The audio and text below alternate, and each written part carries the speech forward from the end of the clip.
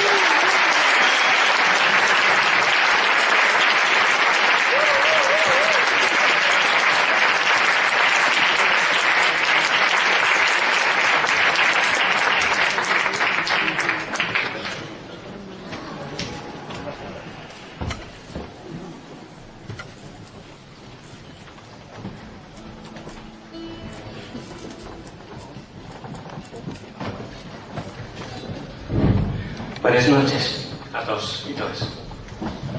Estamos aquí una vegada más con el tema de la tierra. Ese tema del que salimos, del que todos venimos. Creo que el arte en sí está basado en todo lo que vemos, percibimos con los sentidos, a nuestra tierra que nos rodea. Si aquí se allá, siempre hay un punto de verde que nos embauca y que nos hace pensar en cosas relacionadas con la magia. En este caso, esta era nuestra magia, la magia que vino a través de este verde y que traducimos en música, como casi todo el mundo. Unos saben, otros no lo saben, pero lo bonito es que ocurre.